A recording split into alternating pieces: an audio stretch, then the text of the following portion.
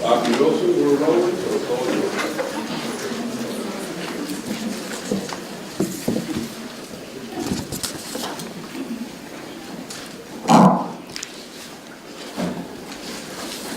On June 16th, 1925, Emmett Scott, Secretary-Treasurer of Howard University's Board of Trustees, wrote to Locke, voted that Alain Leroy Locke, Professor of Philosophy, be not reemployed for the school year 1925-26.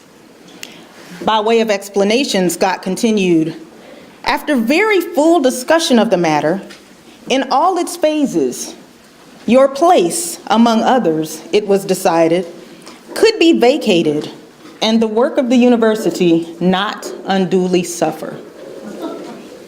So opens chapter 26 of Jeffrey Stewart's important biography of Alain Locke. Stewart rightly notes that this line in Locke's dismissal letter, that Locke's place and the place of others could be vacated without causing the university to unduly suffer, reflected the low value placed on the teaching of philosophy. Good afternoon. I am Yolanda Wilson, Assistant Professor in the Department of Philosophy at Howard University, and I'm elated to welcome you to Professor Stewart's discussion of Locke and the significance of the humanities at Howard. Thank you for your presence today.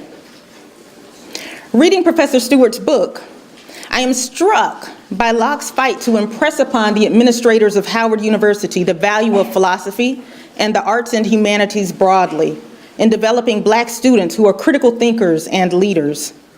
I am even more struck that some of the same fights Locke fought in 1925 are still being fought in 2018, sometimes with the same language and justifications. Professor Stewart is uniquely suited to connect some of these dots for us. The program will proceed as follows.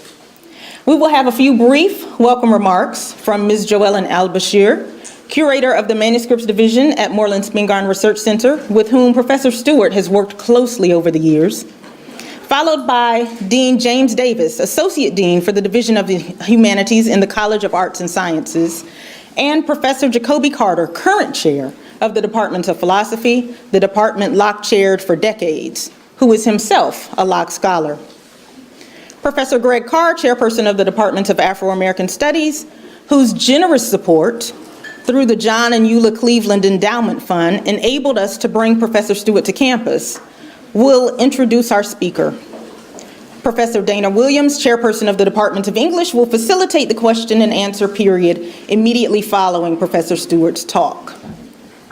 On a quick personal note, when Professor Stewart and I were first talking about his visit over the summer, he mentioned the book that he wrote for tenure, an edited collection of Locke's work, Race Contacts and Interracial Relations, which happened to be the last book that Howard University Press published. And I told him I had it on my bookshelf, and when I opened up the book on the shelf, I found the following inscription: July 27th, 1998, to Yolanda Wilson, with deepest thanks for your interest in me and my work. Best wishes for your career, Jeffrey C. Stewart. So 20 years later, we've come full circle to Howard University. Please join me in welcoming Professor Stewart. And Ms. El-Bashir, would you come forward?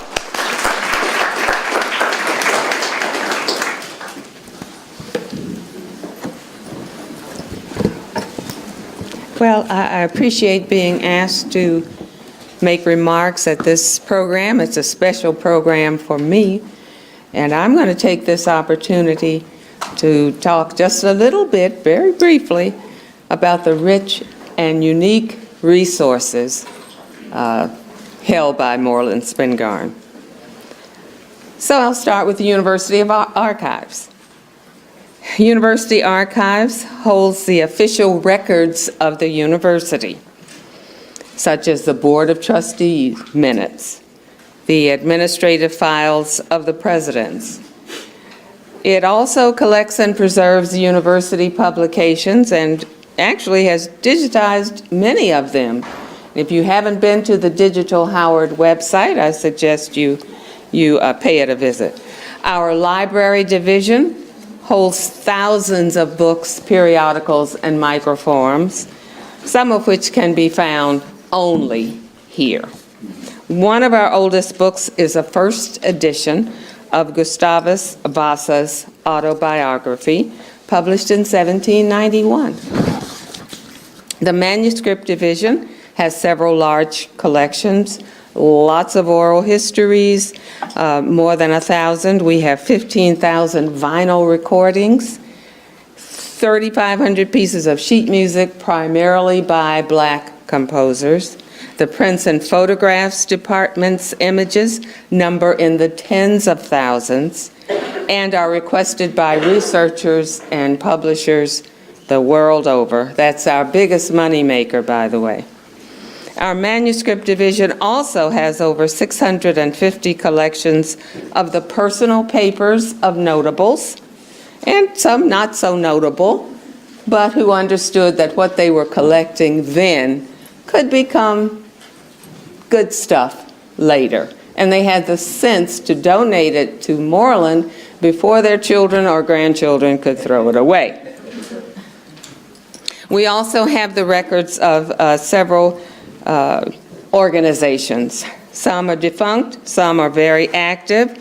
We were just named the repository for Chi Eta Phi, which is a Black nursing and student organization, founded in 1932. So we get in new books, we get in new manuscript collections, we get in additions to our existing collections on a regular basis. Sometimes we discover, air quotes, exciting and unusual items and have been here forever, we just didn't know it. And one of them was a book written by President Obama's father. His name is on the title. It was an illustrated 40-page booklet published called Wise Ways of Farming. It was published by a press in Kenya in the Luo language, 1959. So we just sort of came upon it, and so you can imagine how excited we were. But we came upon it after he had visited Howard. More recently, a graduate student came to me. She had a piece of correspondence which had stapled to it a packet of Kool-Aid. She said, what do I do with this? Why is it on this letter? She was working on the papers of Carlton Goodlett, who was a San Francisco newspaper publisher, but also the personal physician to Jim Jones of the People's Temple, which originated in San Francisco. So, needless to say, she was horrified when I told her the significance of that packet of Kool-Aid. And if any of you don't know, you need to find out. Come to Moorland. Now, in a category all their own are the papers of Alain Locke. His papers arrived at Moorland shortly after his death in 1954. His ashes arrived a little later, but that's another story. I've always characterized the Locke papers as our flagship collection. They comprise 230 cubic feet of gold and are continually mined by scholars on a broad range of topics. In my opinion, the scholar who has mined these papers most consistently and thoroughly and effectively is Jeffrey Stewart. And the proof is his Locke biography, which we are celebrating here today. Thank you.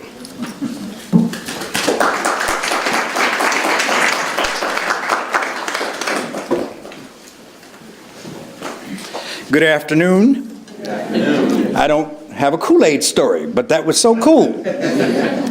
On behalf of the College of Arts and Science and its division of the Humanities, I simply welcome each of you here. I'd also like to thank all of my colleagues who played a role in bringing this significant event on the significance of Alain Locke and the humanities at Howard University and beyond. Davis, out.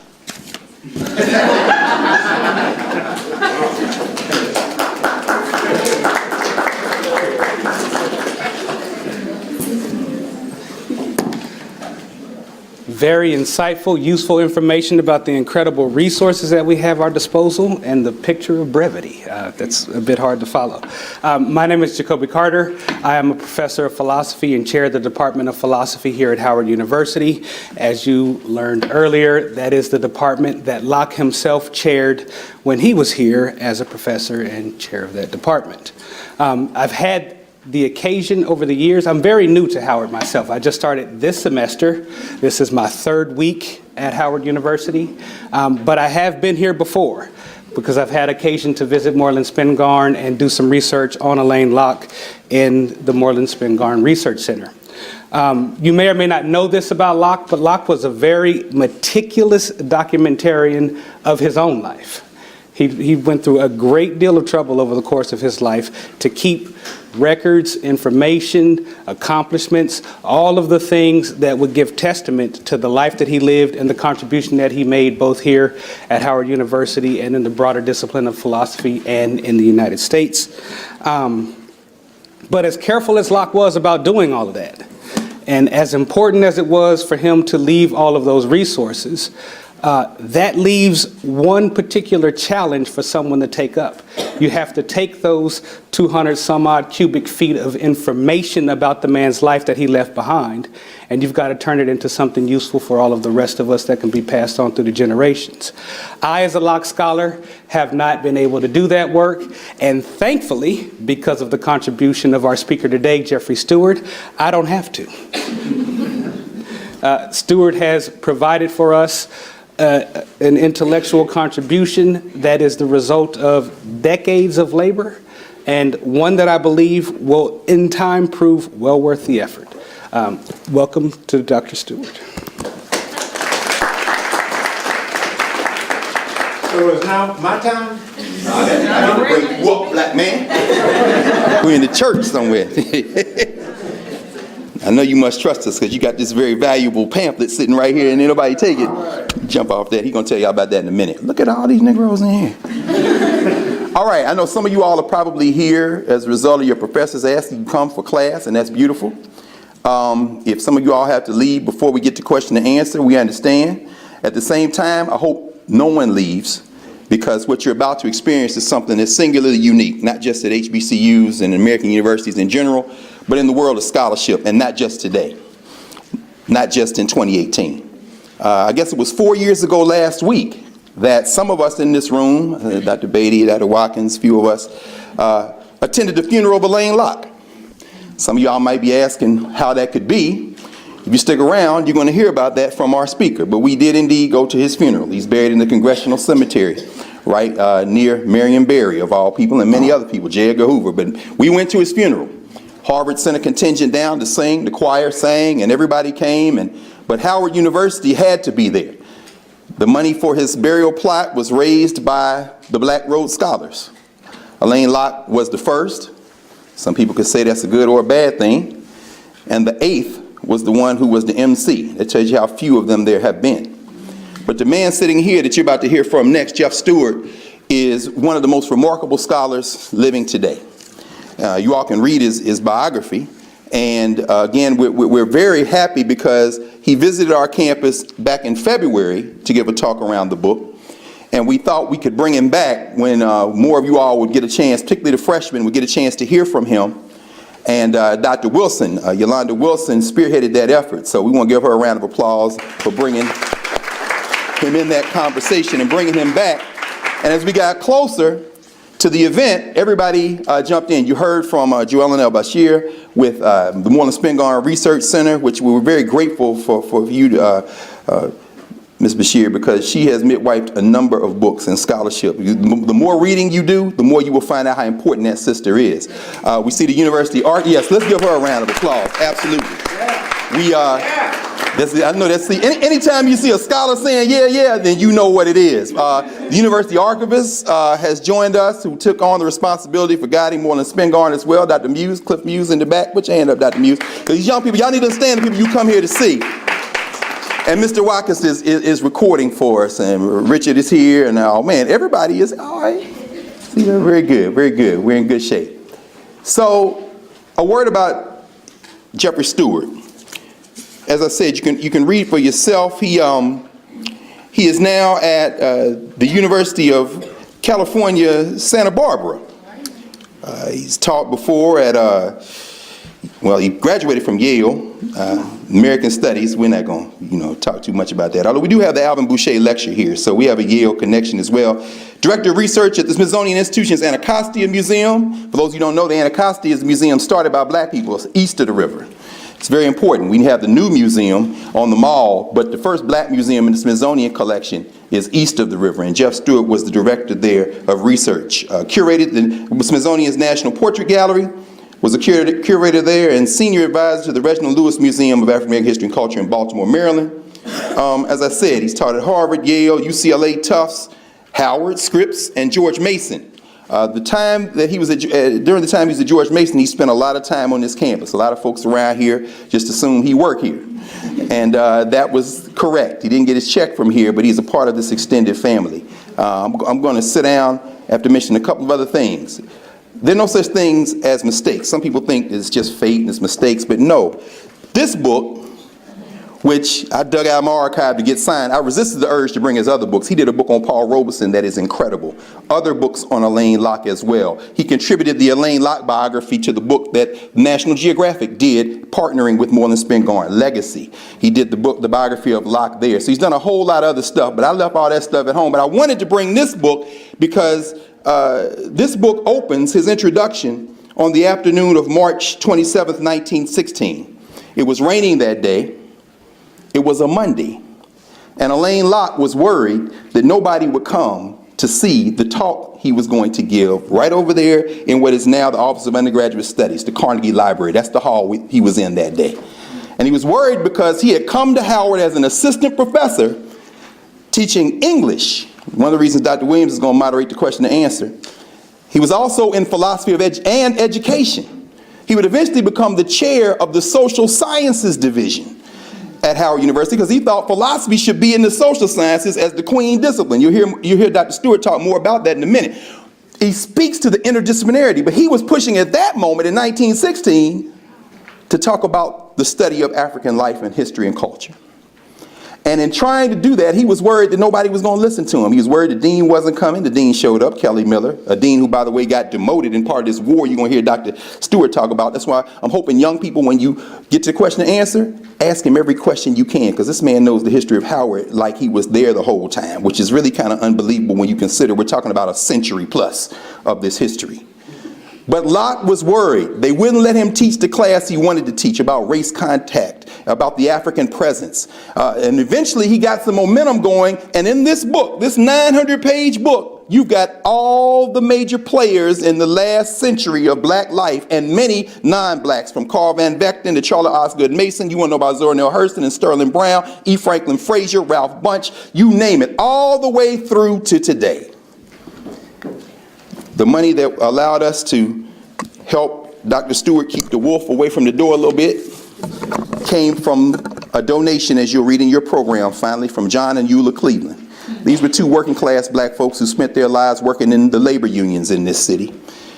Mr. Cleveland worked with the Teamsters. Miss Cleveland was a shop steward, first black woman to be in leadership in many positions in unions in the District of Columbia. And when they died, they left money for the Department of Afro-American Studies to underwrite this kind of work. That's perfect with Alain Locke, because Alain Locke believed in adult education. You're going to have to ask Dr. Stewart about that, because the next voice you hear will be one of the finest scholars on the planet. Our friend, our brother, welcome home, brother, Dr. Jeffrey Stewart.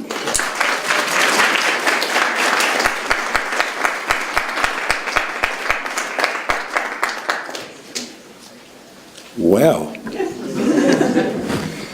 I hope I can, well, I know I can't.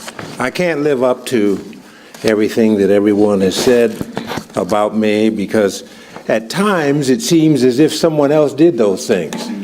And you young people will realize that once you get old, that a lot of time passes in your life.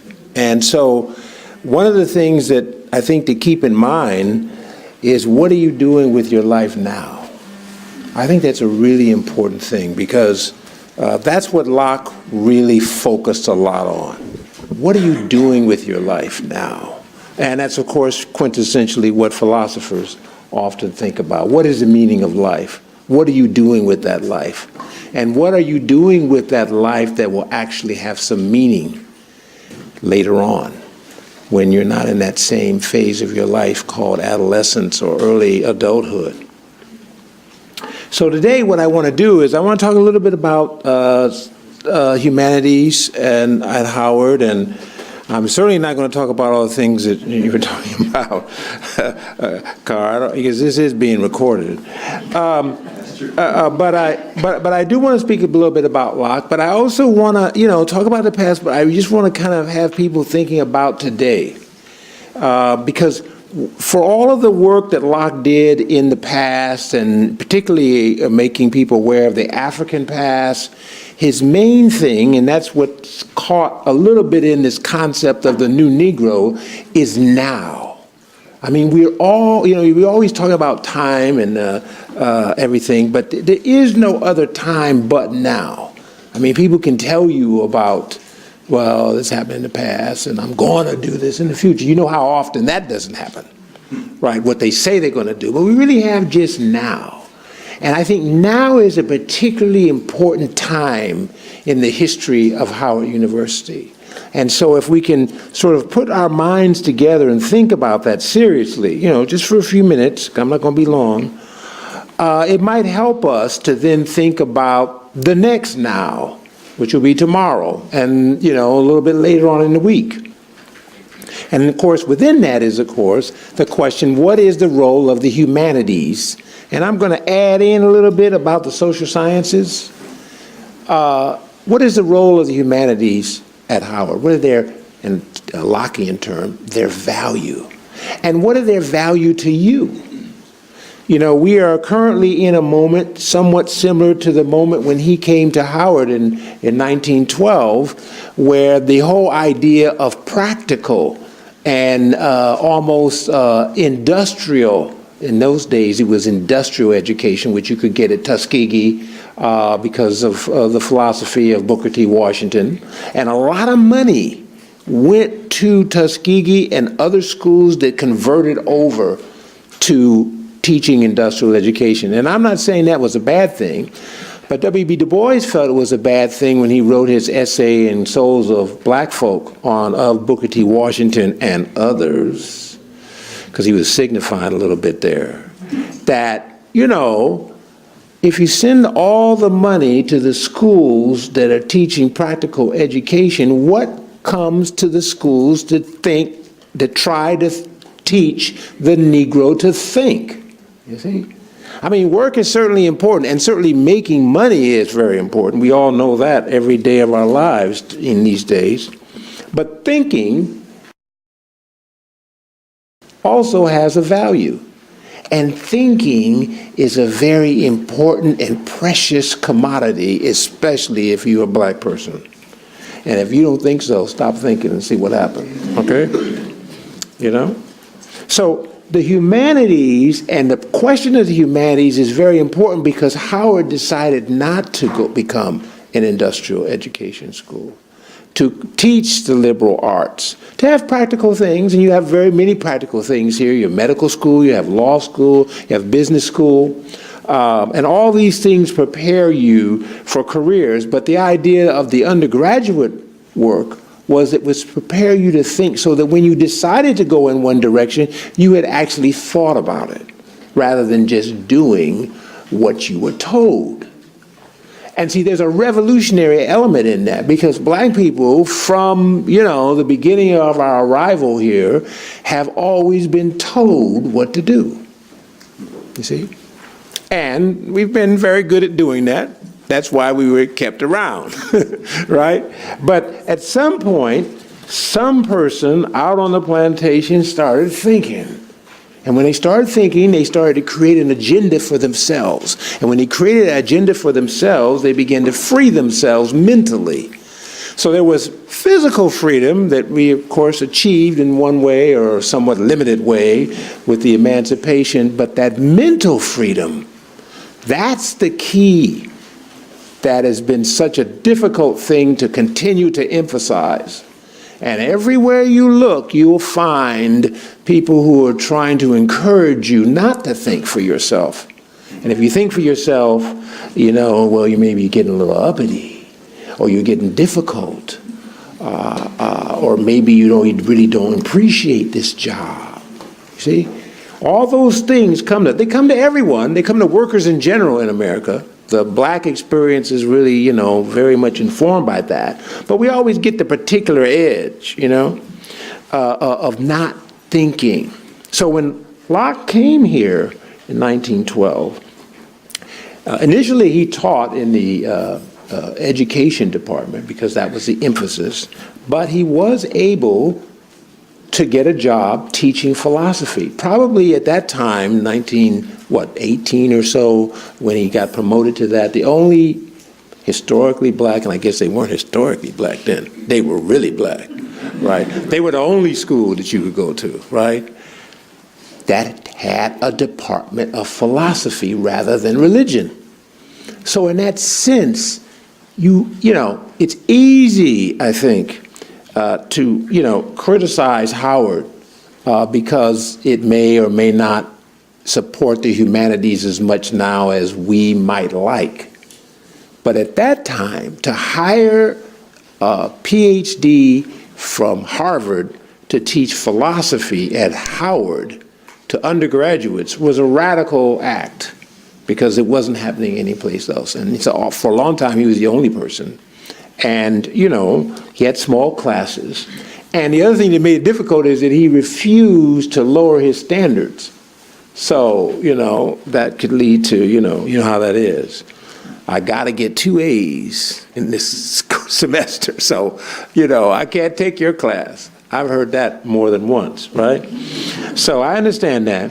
So I'm saying it's tricky and a challenge to talk about the humanities at Howard University because they did employ Locke. They did employ him to teach philosophy, and they supported teachers such as luminaries in the humanities like the poet and cultural historian Sterling Brown and the literary historian Arthur P. Davis, among many others, and the dramatist and theater historian Montgomery Gregory.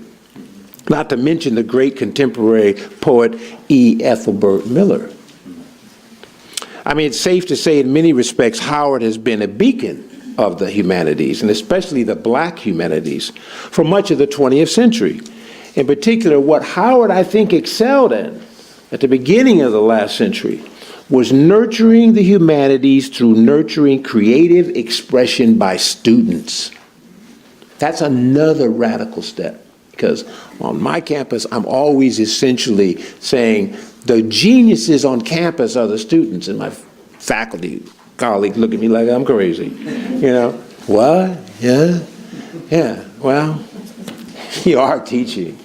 And I don't believe in the banking system, right, where I have the, assets and you have an account and I'm just going to download the knowledge in you and then you walk out with, more wealth than you had. It's a dialogue.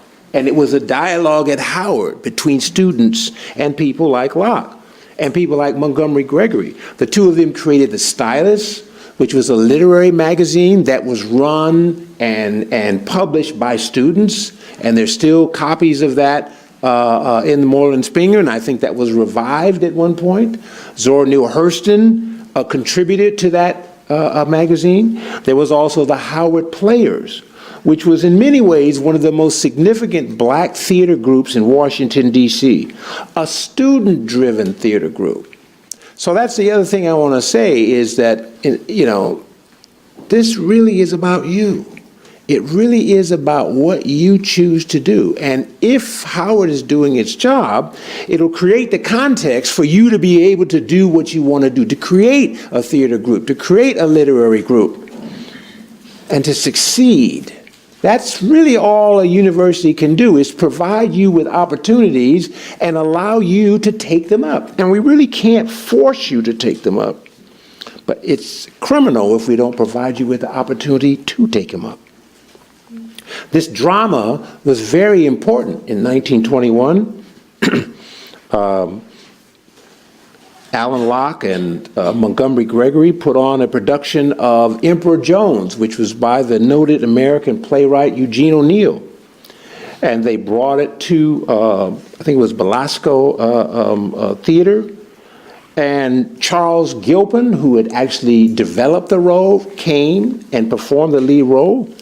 And it was so successful that Du Bois, always a very critical person, wrote a letter to Locke, who he didn't really like, and said, "The work that you and Gregory are doing is exceedingly well done, and it's most promising for the future," unquote. So to get that kind of approval from Du Bois was exceptional, because he usually looked down on Locke, even though he, I think, was 4'11" too.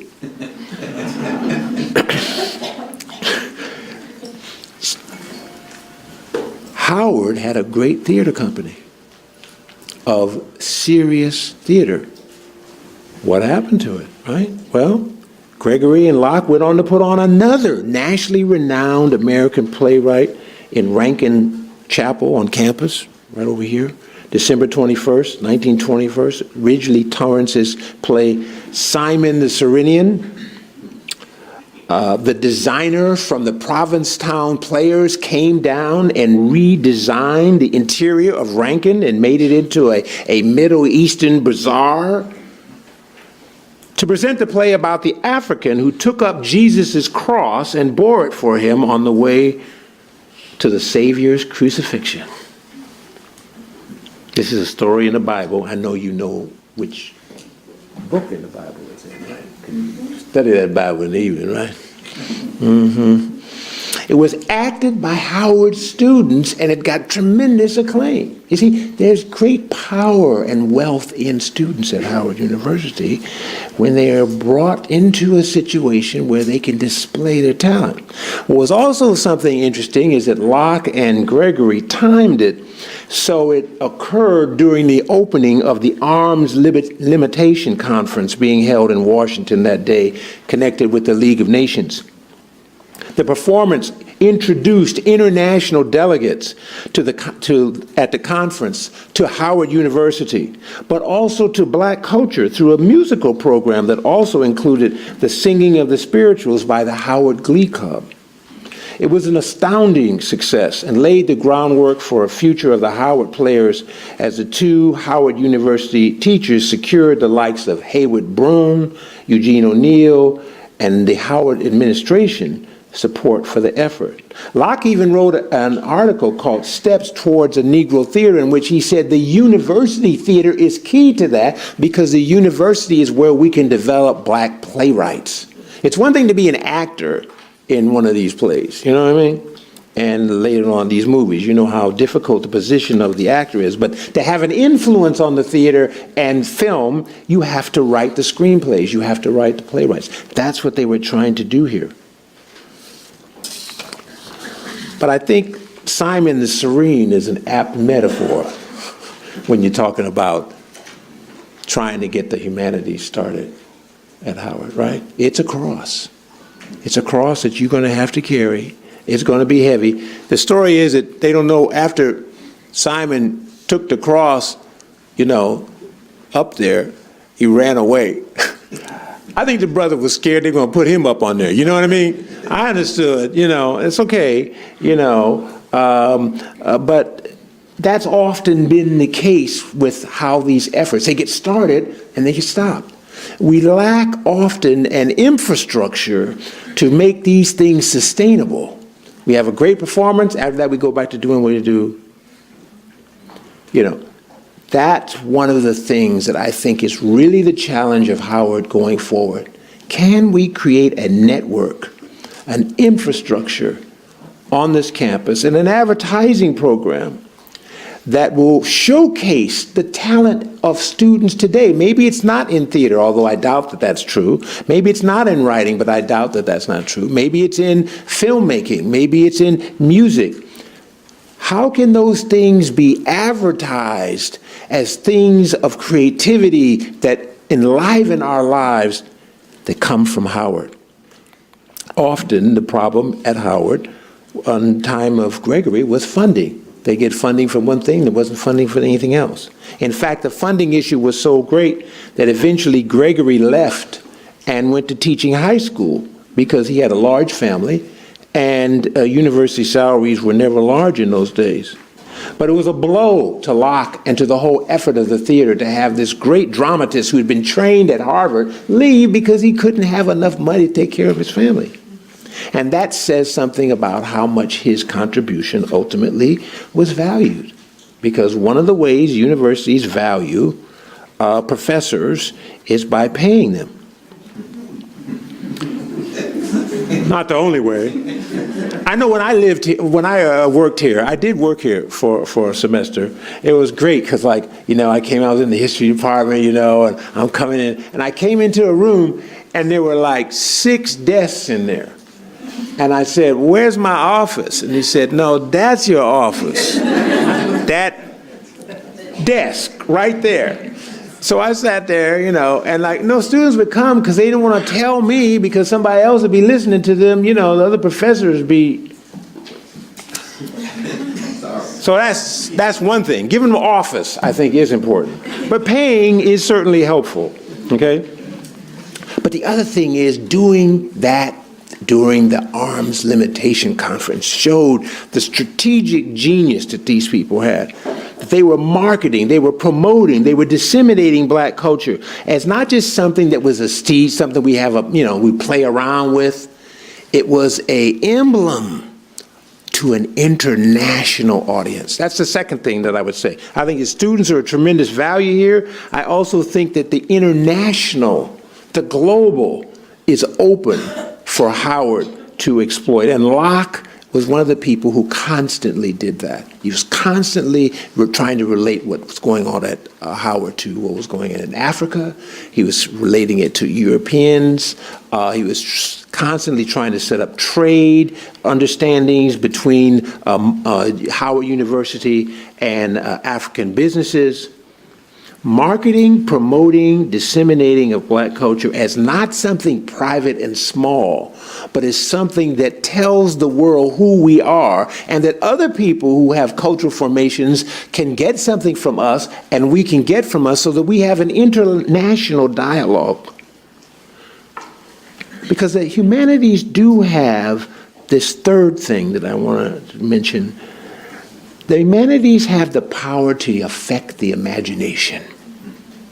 And through the imagination to change not only the view of the Negro among outsiders from other countries visiting the university for the first time, but also the power to change how the Negro, and I'm quoting Malcolm X here, so don't jam me for my lack of gender balance, change the view of the Negro of himself. You see, this is the critical thing about the new Negro. You know, there is a new Negro in you, you just haven't found him. You see? That's what Locke believed. There's a little bit of Malcolm X in Locke, okay? Again, yes, the humanities can change how other people view us. This was Du Bois's thing. All art is propaganda for and against the race. You know, somebody that does a play, you know, one of those blaxploitation movies you really hate, and so then you come out with a play that shows that, like, everybody black is middle class, you know. Well, great. That's wonderful, you know. And it is. It's propaganda, but propaganda leaves out what you believe when no one is around. You see? Are you dominated by a view of yourself that has been developed and propagated by others to keep you mentally enslaved? I have a friend of mine who was talking about business and always lamenting it, and, you know, money and how we, you know, own things. And I said, well, you know, and Toni Morrison, Pilot, I think it's Pilot, says, own things that own other things. And he wrote back to me and said, I've read Toni Morrison, and I didn't believe that there was a securities broker in there. I said, oh, really? I said, that's because you see color first. You see, that's what you see. See, so you can't imagine that there'd be some working class black person that actually could tell you something that would help you economically. That's impossible, right? We are blinded often by the propaganda of class and race hierarchies in this society. But the humanities can break that open, even just temporarily. The Marxist theoretician Herbert Marcuse realized this through the end of his life in a little book called The Aesthetic Imagination. He said the humanities, literature, particularly philosophy, have the power to take us beyond what we already see, beyond what exists, beyond what is determined by the base in a Marxist analysis, to imagine something larger, something not yet, something more capacious than we can see through a strictly sociological and scientific view of what is.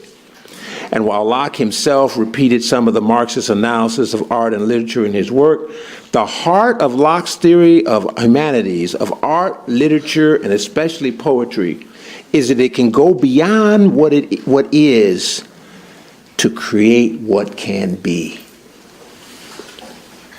This is particularly his work with art.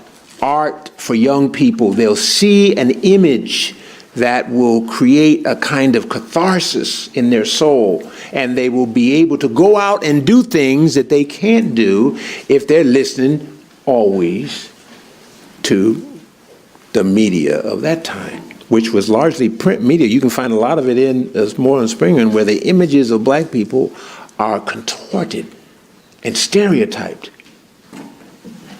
Locke said, I want to advertise this kind of image, okay? And I want to do it not just to convince the white people we're human, to convince ourselves that we are great. So that, in fact, is what the concept of the new Negro is, the capacity to imagine a black person, a black woman, who escapes all the characterizations of the media, the liberals, the conservatives, who are, of course, as we know, our friends, and the characterizations of the Negro that come from within the race itself, you know, our relatives, our friends, like the one I just mentioned, our co-workers, who, as one of my friends told me when I was writing this book, there isn't anything new about the Negro. Yes, I understand that. All those words and thoughts that enter our minds and souls daily in this culture, that in fact the Negro ain't shit. We hear that all the time. The Negro says, get thee behind me, to such thoughts. And let me have the space to imagine a new version of me today, tomorrow. And I can do that best through poetry, through song, through short stories, and through the kind of introspective philosophizing that Locke did in his Oxford thesis, The Concept of Value.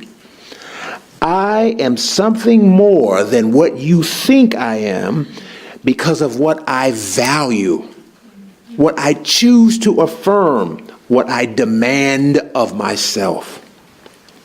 Now this, of course, is what Locke tried to articulate in his 1923 lecture to the freshman class at Howard, later entitled The Ethics of Culture, where he stated that we are what we choose to devote ourselves to. We have the capacity, yes, as Negroes, to choose what we will spend our lives doing, what we will spend our lives reading, listening to, embracing, affirming. And that choice is our valuing. And it tells the world who we are. You see, Locke believed that despite racism, despite our negative circumstances, despite all the negative brainwashing that's thrown at us, we were still free. After slavery and after Reconstruction and after the betrayal of the Negro after Reconstruction that another brilliant Howard University professor, Rayford Logan, wrote, after all that, and under the boot of a conservative Republican administration during the 1920s that passed the National Origins Act in a time when the Ku Klux Klan paraded down the streets of the nation's capital in the 1920s. Oh, yeah, 1920s, yeah. The Negro was still free to decide to read a book or play hooky. to work at a sculpture or spend the night drinking. And that we had efficacy to choose what we will spend our meager time on this earth doing. Locke's advice in the Ethics of Culture was that we choose to spend it on the pursuit of culture, on making ourselves larger by knowing more about the world of love and creativity. One of Locke's great frustrations was that often he could not get students to embrace that, to make love of the creative pursuit the centerpiece of their life, as he had done, probably as an adolescent. And his quest at Howard was a constant search for kindred spirits among students and faculty who valued the humanities as much as he did.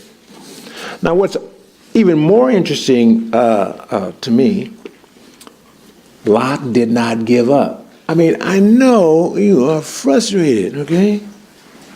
You know, I say this in part not because it's particular to Howard, right? Because I just finished putting together a conference at my university, University of UC Santa Barbara, and I have been through the ringer, like I believe Locke went through over and over again at Howard, trying to put on events that were culturally stimulating and failing to galvanize the kind of support he thought he should have and that I thought I should have had. I've had to coordinate the entire celebration of a university effort to commemorate 1968 and the moment when black students on our campus took over the computer center and demanded change and got change and made the university create a department of black studies, to create a department of Chicano studies, to create a department of Asian American and feminist studies.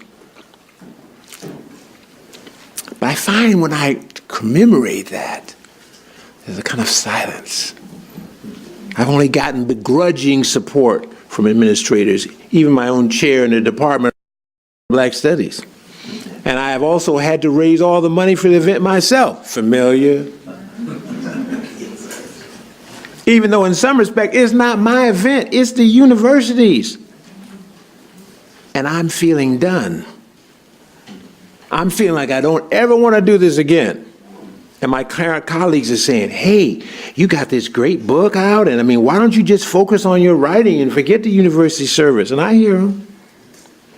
But Locke, despite all of his frustrations, which were 1,000-fold more, kept coming back, kept coming up with new proposals for a black museum. He actually had the first proposal for a black studies program here, some of which were humanities-based proposals, some of which were art-based, some of which were in the social sciences, to move Howard and the black consciousness into a worldwide position as innovative knowledge makers. We are knowledge makers. We're not knowledge consumers. And if you focus on that, you begin to say, why shouldn't my knowledge be disseminated into other people? For example, 3 years after the Simon the Serene play, Locke was writing President Durkee, white president, about a plan to link up Howard with research being done by French anthropologists and archaeologists at the King Tut's tomb in Egypt. And his plan was to train a group of young Howard students in this new area of social science before places like Columbia even knew what it was about. As a spin-off is his own trip to the tomb to witness the reopening of that tomb. And Durkee was supportive. The problem was that Howard's lower administrators didn't embrace the plan. They couldn't give Locke an institute, for example, and fund it so that he could build a staff, invite French scientists to the campus, start the training modules. He had similar ideas about connections that could be forged between Howard and African schools to bring more African students to campus and forge a relationship so that Howard could become a world powerful university by training a generation of African educators who would fan out through Africa, start schools, send kids to Howard, and train a whole new generation of African scholars in the social science and humanities that Howard generated. This is one of these things, and I don't go to church often, but every time I go to church, they say, without a vision, the people vanish. And that's kind of, he had the vision, so it wasn't totally, negative, but it lacked the infrastructure, the network over time. And this, I believe, was also part of the dream of E. Franklin Frazier, who was one of the major founding people of sociology. He wanted to train a generation of sociologists. Couldn't find the support to do it. What one has to come to grips with is there's been several generations of writers, scholars at Howard that have had a vision of this university as the driving force in humanities and social sciences. Those efforts haven't been successful. There's several reasons for it, not the least being that as professors, especially black professors at Howard, we're often under such power and competition that we're individually self-destructive. We have to find a way to turn the proverbial me of academic life into a more powerful, collaborative we. I just want to end here with a little thing that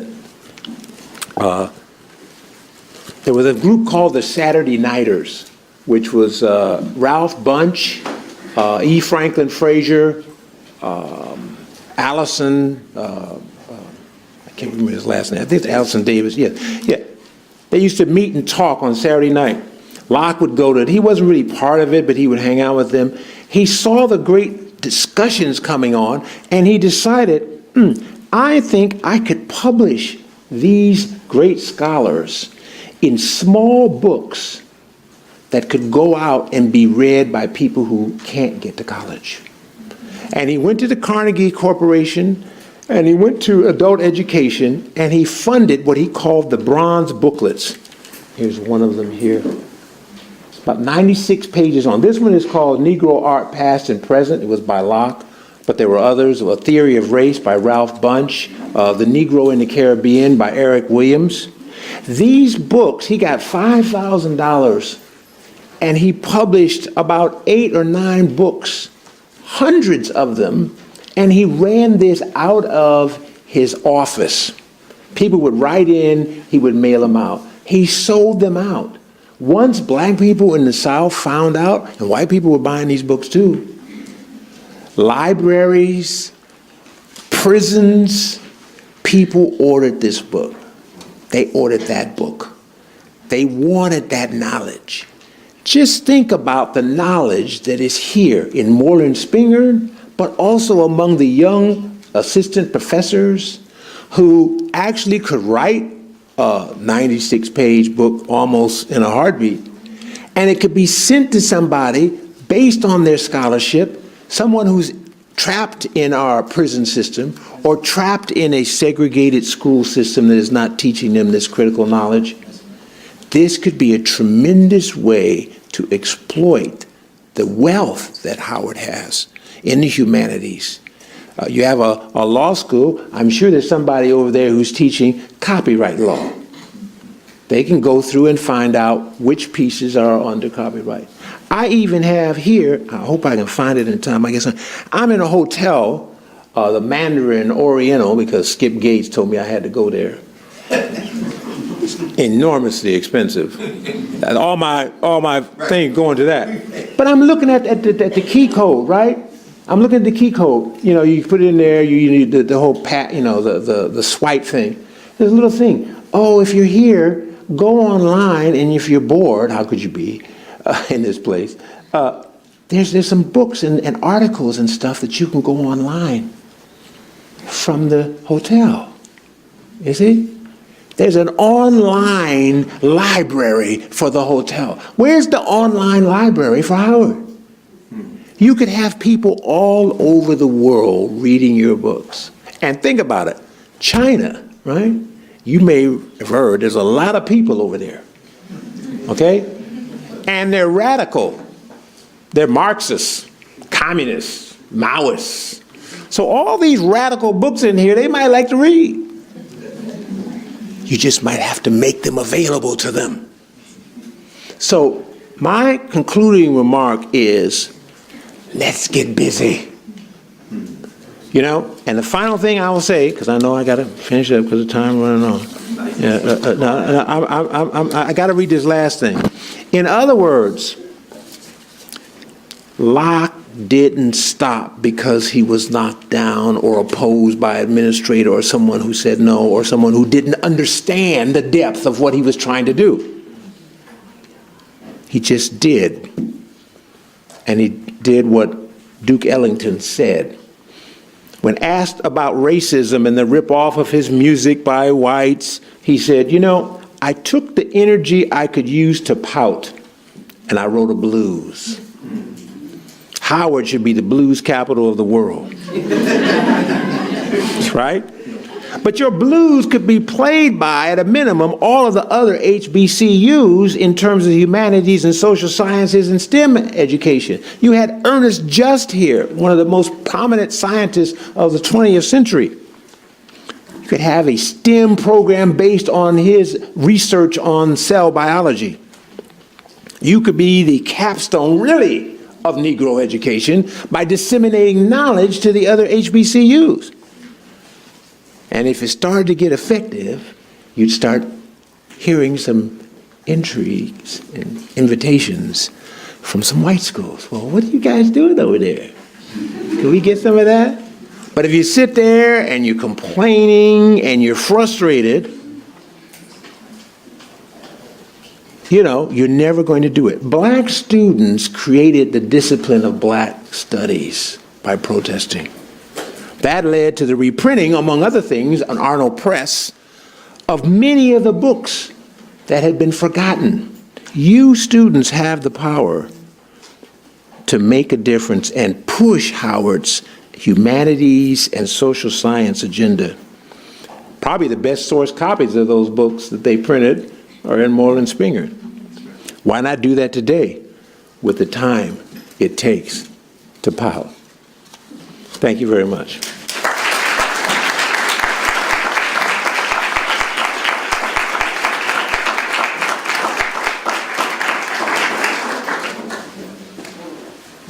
I guess I'm supposed to go up there. Yeah, you good. Dr. Williams, Dana Williams from English Department, Chair English, is going to come and moderate the question and answer. Gregory, we don't know the line.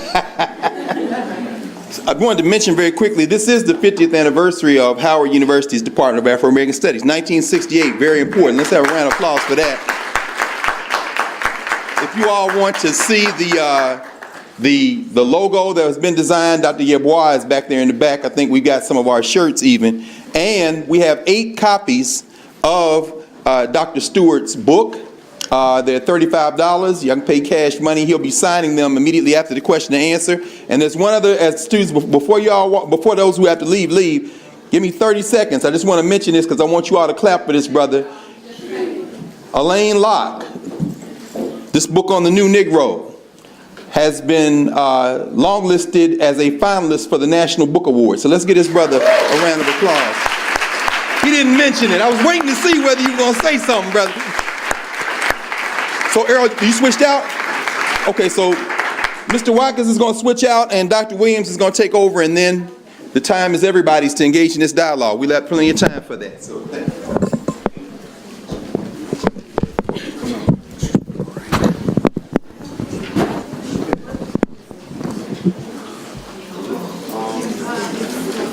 I think that's going to be enough. I guess they can hear us anyway. I'll use my teacher voice.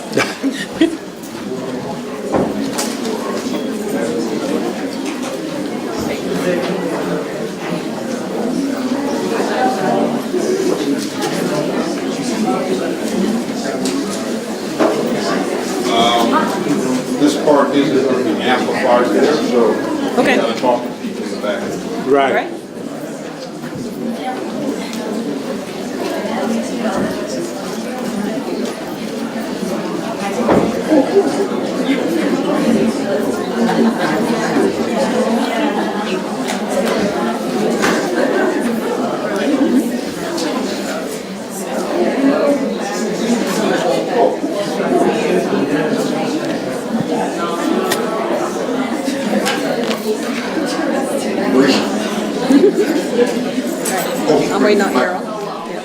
Is this it? Yep, they're trying to get the, It's not live. they're ready? All right, ready? Good afternoon again, and thank you for those of you who are able to stay for the Q&A. We're excited to see so many of you who were interested in not only the topic for today, but the book as well. So thank you for joining us for Q&A. We'll start with a couple of questions that I actually have, and then you are more than welcome to begin to formulate your questions. And Dr. Wilson will be moving with the microphone to ensure that we can pick you up, because we are indeed recording the event. I want to start with something where you actually ended with the Black Studies, and that Dr. Carr gave us as a kind of segue. This is the 50th anniversary, of course, of the beginning of Black Studies at Howard. Can you tell us a little bit more about Alain Locke's hopes and visions for a Black Studies program? And I know at different points you talk about it as Black Studies in the book, but then ultimately as Race Studies Institute. So can you tell us a little bit more about that, please? Yeah, I think he had a broad plan for an institute, but also a museum. And he put together a combined proposal. I think he gave it to Kelly Miller at the time. And it was to basically conduct research in the humanities and social sciences that would basically support research into Black literature, Black poetry, particularly the Black social sciences. So when Locke came initially, he was in the education department, and then only later did he get moved into the College of Liberal Arts or Letters and Science. So he had this pedagogical orientation, but he thought that, and I think it'd be pretty true, that using Black material was very useful to trying to get people interested in learning and knowledge. And so he wanted to stimulate that. He wanted to bring poets and writers to campus on a regular basis. He thought that sociology of race was really important. He thought that he had a unique analysis of race. And he thought sociology, remember, was just coming into its own in the early part of the 20th century. I mean, Du Bois had written the first sociological text in the 1890s, but I mean, Columbia hadn't even put together its sociology program, which ended up being one of the most famous. Locke was saying, we can beat Columbia to the punch on this, but one of the things I think that was always a challenge is that people thought the main mission of Howard was to prepare people to go out and become school teachers, largely. And so, therefore, creating a social scientist or something like that was just beyond most people's imagination. And when it came down to the funding, they funded the utilitarian over the philosophical. So, right, I mean, it's probably, I think, 1913 is the first proposal that he puts in. And just imagine what Black Studies would have been by 1968 if it had been developed and worked through 1913 on. Also, at that time, there was concern that, you start doing Black Studies, and I think there's even in the 60s and now, you make the Negro restless, you see? Because they'll be aware of all of these things that have been done to us, and that'll make us, upset. And so it's much better to just keep that hidden, keep your head down, learn a trade, a craft, like teaching or whatever, and go on. So there's been a problem always educating Black people in this country because the education is, if done right, inherently revolutionary. So how do you do that? And Howard sort of walked that line, you see. We'll give you enough information, but we're not going to actually allow you to develop. But Locke really wasn't a revolutionary in the typical way, but he thought that this knowledge was something that everyone else thought, basically Howard should be glad to get. Knowledge is a commodity. Right. And if you have a lot of knowledge that people want and need and you disseminate it, you can make money off of it. But they couldn't see it that way. They were worried, I think, that some firebrand radical would emerge who would embarrass the university, the Congress would hear about it, there'd be some sort of financial retribution. And so he was always held down in that, and I think it was very frustrating. Yeah. That's interesting that, of course, he's talking about 1912, 1913 through 1916, well, those years that it could be equally applied today very easily. No. Yeah, really. What? Well, and what's equally interesting and paralleled is at one point in the text you tell us how Locke is attempting to show people that racism isn't unique to the Black American, right? So if you think about it in other places, you see that racism as well. And I think that he also thought of that as a way to assuage some of the concerns about it being like terribly radical. Like, listen, we aren't the only people who are discriminated against. Other people have figured their way out of this. How do we figure our way out of it? And it still wasn't received in a positive way necessarily. Yeah, well, I think we have to focus on the fact that we do have this history now. And if we have it now, how can we apply it? How can we find a few people who will work together? One of the things I think that does come through in this book that was somewhat dispiriting is how many times Black professors and scholars and intellectuals undermined each other. Classic thing where Locke was trying to put the bronze booklets together, and he reached out to, Woodson to write one of them, and he said, "Oh no, I have a publishing company. Right. If you want to publish your stuff through my publishing company, that's fine. Otherwise," and then after that, he did everything he could to try to destroy Locke's program. You see, that's something that I think has been taught us as well. One last question, and then we'll take questions from the floor. When you talk about Locke as an innovator of thought, and that happens a lot, particularly when you're thinking about how sociology isn't even a formed discipline completely. And you do mention, too, that we move from generalists, everyone being a generalist with a lot of information and a lot of in-depth information about a lot of different subjects, and the shift from that into being a specialist, and the difficulty of that when you know quite a bit about one thing as opposed to a lot about a lot of things. How do you, or is there a way that you can describe how Locke was able to be an original thinker? Because I think that may be the hardest thing for students. And certainly we bring them into the university and make opportunities available to them. But what we also tend to do is to ask them to regurgitate as opposed to say, here's how original thought works. And of course you have to have a lot of depth and content mastery too. But is there something in Locke's history that guides us to this is how original thought emerges? Yeah, I would say that the term I use is criticality, not just being critical for critical sake.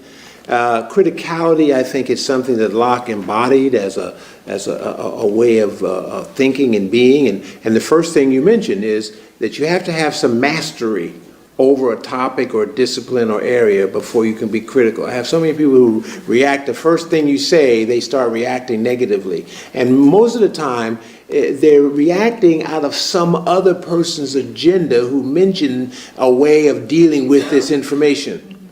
So the key is to work through the information on your own, to resist being just an agent of other people's agenda, and to develop your own agenda. That's what he constantly does. Even when he's in situations where he's being buffeted around, he has his own agenda. Now, of course, sometimes that's negative. You don't want to always have your own agenda and thwart other people's agenda.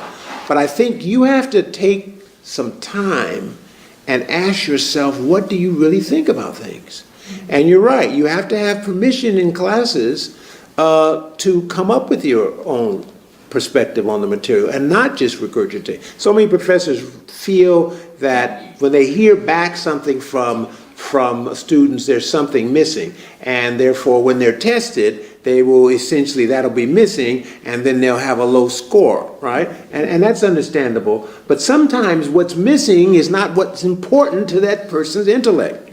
What they're actually saying is the important thing. And so if you have teachers who believe in a dialogic approach to teaching, I think you'll have students who will actually be original thinkers. Because students, obviously, they're here for 4 years or 5 years or 20 or whatever. And, you want to get out of here.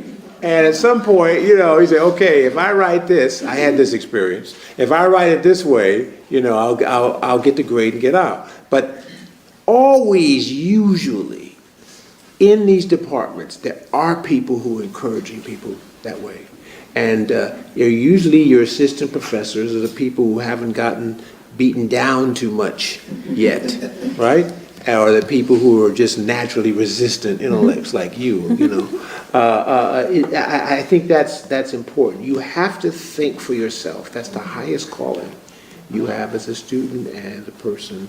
But you have to avoid being, frivolous about it and just rejecting stuff because you haven't heard of it. I mean, when you're trying to learn, you should actually be open to listening to it all and really understanding, and then bring out the critical aspects of it. But criticism and criticality is very important because we often embody the critique. Our critique of the Declaration of Independence and the whole line, all men are created equal, is our lives. We know we're not treated like equals. So that's actually an opportunity for us to become the best constitutional lawyers produced in the United States, right? So that insight, your insertion in the problem gives you an insight, which Du Bois called the double consciousness. I'm hearing about America and how great it is, but I also have this other experience. Double consciousness often is thought of as a defeating, dividing, disestablishing kind of thing, but it's actually a second sight, and it's something we could really use. It's a knowledge that could help us create new interpretations, and maybe be the next person chosen to be on the Supreme Court. Questions from the floor? You just raise your hands, and Dr. Wilson will bring the microphone to you. Here, and a couple up front. Good afternoon. Oh, okay. Hi, good afternoon. First, I want to thank you so much for being here with us today and being a resource to us as students. We really appreciate it. My name is Anase Omoyeni. I'm a double political science and philosophy major, Arabic minor from Lowell, Massachusetts. You said something that was really interesting earlier when talking about reimagining yourself as a Black person and as a Negro. You said that it was critical not just to convince white people that we are human, but to convince ourselves that we are great. And I was just wondering if you believe, based on the immense amount of time you have studied the history of Black people, throughout, not only throughout this nation, but throughout the diaspora, whether you think there is value in working to convince white people we are human, outside of the material success that may come with assimilation, especially with regard to if convincing white people of our humanity will heal or help rebuild the institutions that depend on our dehumanization. I apologize, I have allergies No, and that's stuff. okay. So. Well, it's interesting. I've spent a lot of time in historically white institutions, and know a lot of, people who are, considered smart. And then I also, noticed that sometimes really smart Black people in either those institutions or historically Black institutions aren't recognized as such. I mean, I'm sure a lot of people recognize that they're smart on one level. Maybe I just don't know all those people. But I don't see them having the things that white scholars who are well regarded have, like institutes where they train people to think in the way that they do. One of the people who I'm enormously impressed with is Professor Eleanor Traylor, who I have learned so much from. And, I'm sure people think a lot of her, but, she's an original thinker. She had an essay called A Blues Review of Life, in which she said that in Toni Morrison's novel, I think it's Sula, there's a baby with no navel. And she said that was a concept of black people in the United States. You know, that we are here, but we really don't have the kind of heritage, the backbone, that coming from other countries, that other immigrants, or non-immigrants, we weren't immigrants, but you know, people, we don't have anything pushing us, and yet we're constantly pushing forward and creating things that end up becoming the language of other people. And one of those examples is hip hop. I mean, everybody keeps talking about how hip hop was going to die, you know, and those people are dead. Okay, right. And now you go anywhere. You know, I was watching that show, The Shop, and Snoop Dogg was saying that, you know, he'd go to Europe and he would actually teach Europeans how to speak English. And they would speak his way of speaking English, you see. All right, now that might not be good to some people. But in fact, it is, right? If you can teach people to speak your language, you have them. You see, if they speak your language, that's like, well, English. That's the history of English domination of the world right now. You know, you can go anywhere almost and speak English, and someone there will try to make conversation with you. Why is that? Because the English and Anglo-Americans and Americans dominate the world, right?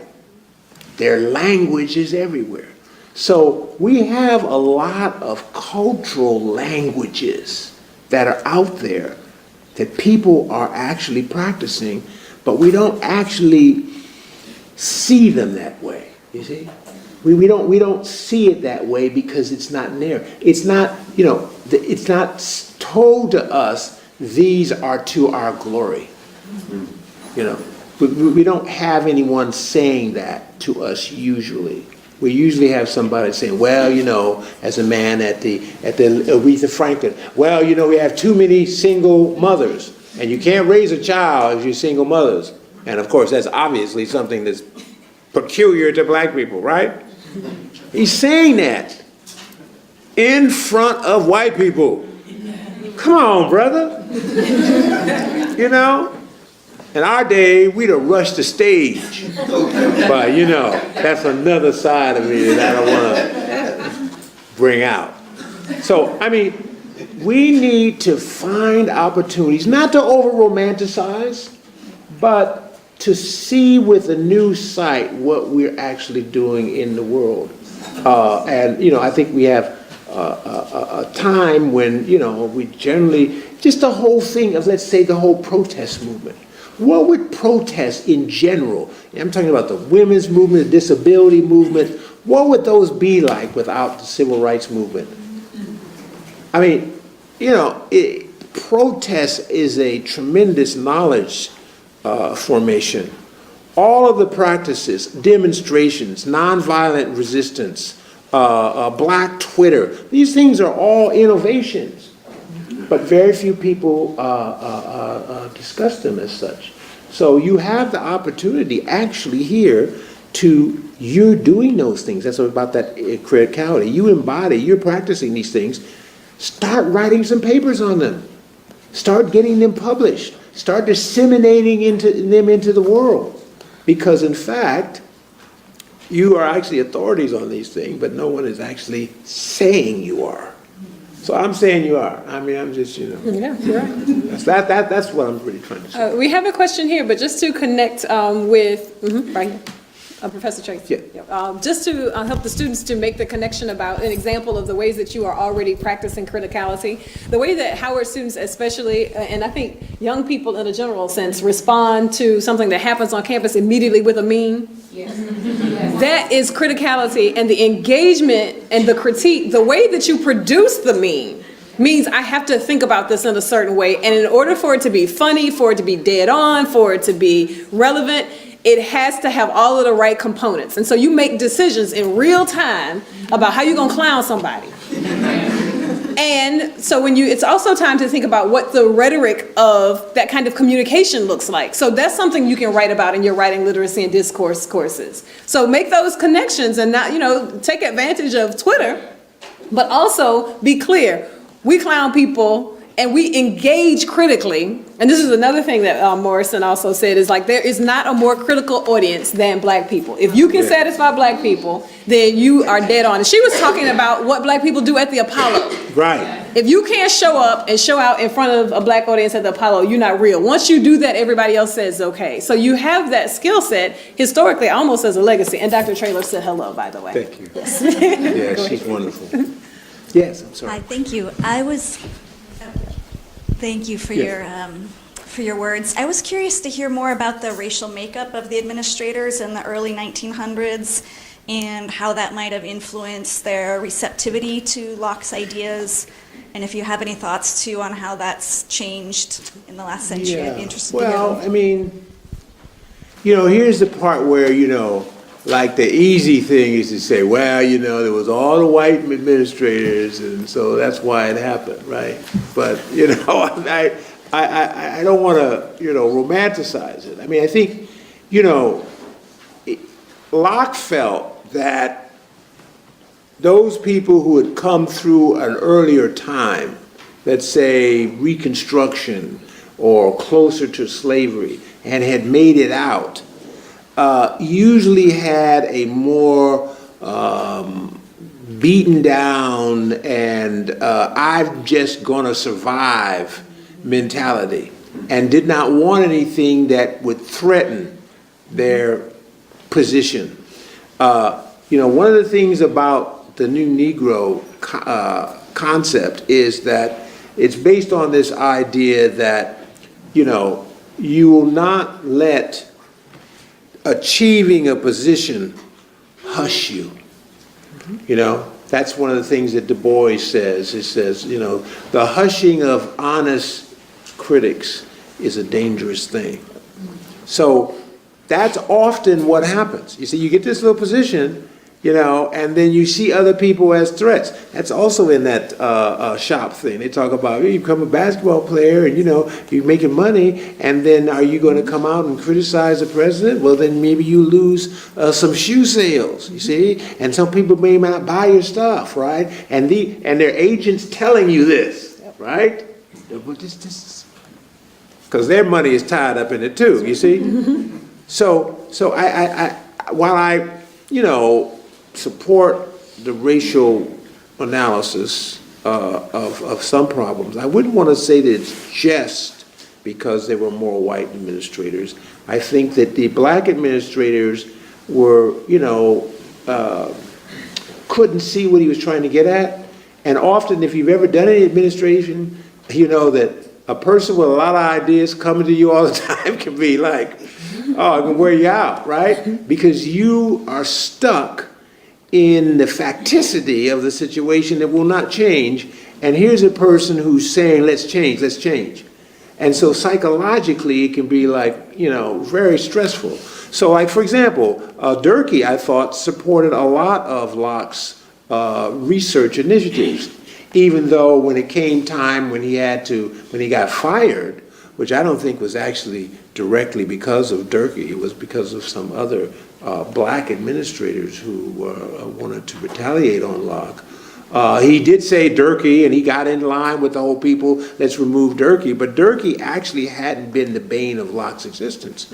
It had been lower level Black administrators, which gets to this deeper point again, that we have to find some way to get around this divide and conquer practices that have been taught us. Dr. Harvey.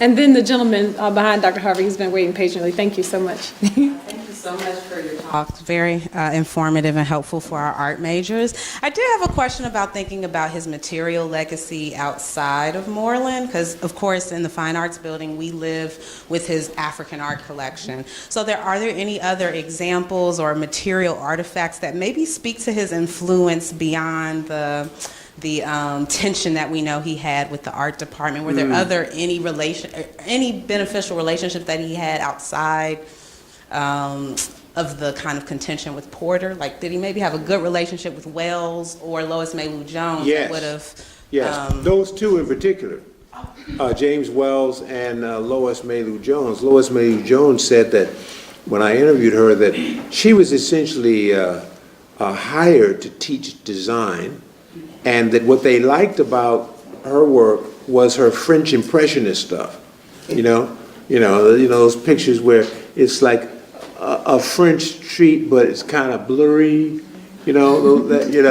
I mean, they loved that about her, and she was very skilled at that. And of course, she was so skilled at it that I think he was.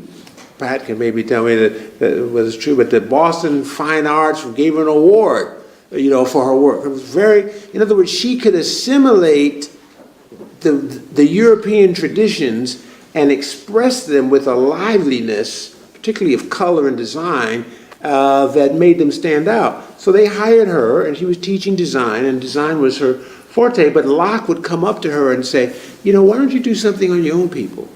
Which is really incredible, because if you read the early chapters of him in Harvard and stuff, I mean, he is rough on black people, okay? I mean, he is very, very critical. And yet there was something in him that comprised this sense of, of race loyalty. Even with, part of, I guess, is just that maybe that was a kind of compensation in some ways. And he was a person who was trying to get them to, in the 30s and 40s, to encourage black artists, students, to do black art. But the idea was, no, that will limit me, and I'll screen myself out from the universal recognition that I get when I just do pure art, right? And there is something to that, right? I mean, if you do, identifiably black art, it will be, seen in one kind of way. But what he felt is that the black subject is the doorway into universality. It's a universality that actually, is quite powerful. So he had relationships with them, and I would think that his conversations with Lois Mailou Jones kind of prepared the way for the revolution in the art department when Jeff Donaldson, and others came and really created a black consciousness art program that was incredibly lively and productive. That's not to say we always have to do that. There may be something else.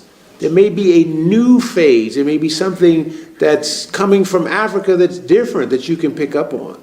But the idea that you are essentially inherently creative, I think, was a thing that he wanted you to do. And he felt that if you couldn't do portraits of black people, it was going to be hard for you to be a great portraitist. Because there'd be some inner insecurity in there that you weren't addressing, that you hadn't worked through, and your work would look very imitative, like Porter's. All right. In the back, Dr. Wilson, this is our final question from the floor. You can after. Good evening. I want to start off by saying thank you for sharing all the valuable information that you shared today. A lot of it stuck with me. My name is Damir. I'm a junior computer engineer major here at Howard. And I just wanted to ask or touch on the quote that you said, in 1920, the black man had the freedom to play hooky or read a book. And I feel like we could break that apart, because if he wanted to stay in school and read a book in school, he would be following white America's curriculum. But playing hooky could also be seen as him following his own freedom, but that's another topic. With that statement, the original message that you said, what do you think needs to change for that shift to be culturally accepted, like for black people to want to read a book instead of playing hooky? And if you think that is, why do you think? Right. Yeah, I think we are often approach books and knowledge as something alien that we're forced to do. I mean, the whole way in which education is like talked about in this country is basically, it's like this white body of knowledge that we have to like acquire in order to make it in a white institution, right? I mean, that's overly simplistic, but that's how it's presented. when if you actually think about sociology and you actually realize that Du Bois and E. Franklin Fraser and Locke certainly are the architects of sociology, and that really sociology developed out of struggling with what to do with the Negro, right? I mean, then when you read a sociology book, you're part of a tradition. It's not alien. It's not something that's, and if you run into something that is alien, then you have the permission to critique it. This is your knowledge. This is your legacy, you know. And so I think that that's the part that's, you know, often troubling for us, is that we don't see it as ours. And, you know, for Locke, he thought the whole estate of knowledge was ours. You know, he almost had like downloaded into his brain from Harvard and Oxford the way whites looked at the world, that it was all theirs, right? And he said, well, I'm a black person, it's all mine. I can go into any culture and learn their symbol system and basically come back and teach it, right? Because I have that ability. So that, I think, actually came from his mother. His mother was a person who believed that all culture, now she had some negative opinions, but by and large, she taught him to be empathetic and sympathetic to all cultures and to see all cultures as our own. So, and what you will find 9 times out of 10 is you'll be studying some so-called white culture and you will see, like when I went to Florence and I was looking at some of these frescoes, and I looked and I saw, oh, there's some Africans up in there, right? But I never hear that in an Italian Renaissance book, you see? So if you don't go there and look at Santa Maria, you know, I forget what the name of that church is, you won't see it. So you just say, well, I'll just, you know, stay here and, you know, hang out, you know. You have to push yourself beyond your own expectations of what is for you. There's something for you out there that actually it could really help you, but you've been taught. And I know it's difficult because, you know, you go in these situations and, you know, something racial will happen or some gender violence. I mean, you know, there's a lot of reasons to kind of close in. But I think you can't afford to do that. I think you have to look at you have a right to know everything that's been thought and felt and created. And so, yeah, I think, yeah, I mean, yeah, it part of our playing hooky and not being aggressive is our alienation from what it is that we think we're learning. But my idea is if you actually, you know, I'm doing this with my son too, you know, like everything is not in a video game, right, you know? But if you actually open a book, you know, and read it, you may find something in there that will help you. And God knows we need help. We'll close with a variation of the response to some degree to what you're asking in a pitch for the book that doesn't need to happen. I don't need to pitch the book, but one thing I would say too, though, is that a lot of people are actually reading and not playing hooky. So, like, understanding that misperception is problematic is one part of it. But then the other part that happens in the book that I think Dr. Stewart lays out beautifully when he talks about Locke's understanding of race, and that kind of, when I read this, I thought particularly about the way that people tend to think about quote unquote black on black crime. So if I would ask you to read it, but that might be. No, I don't want to hear you. I'll tell yes, yeah, I wrote it, I read it. But what he says, and this is 932 pages of good stuff. So when you're thinking about buying a book and spending $35, you really can't get $932 worth of information for $35. I order regularly, so you get a little discount. Yeah, yes. So I say that to say you got decisions to make. But here is one of the early thoughts about how we deal with this question of internal challenges related to race. He says, this is reading Locke's, this is Dr. Stewart's interpretation of what Locke has said. Competition for scarce resources. Money, status, reputation was the underlying cause of most racial conflict. and perhaps the key to understanding why racial conflicts increased or subsided in relation to poor or improving economic conditions.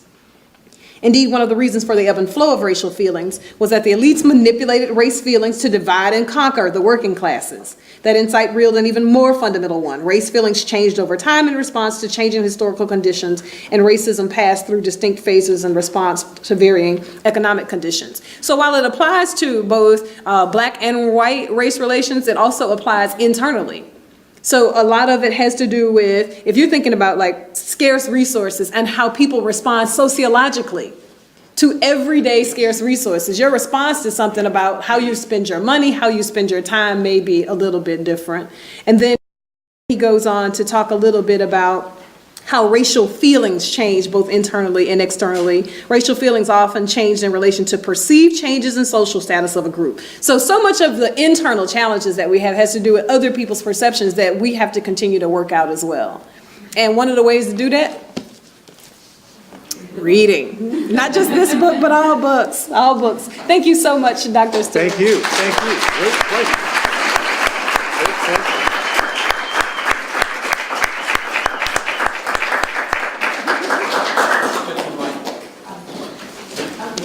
Thank you, Dr. Williams, for moderating our Q&A. This one is fine. Thank you, Dr. Williams, for moderating our Q&A. Thank you again, Professor Stewart. Can we just give him another round of applause?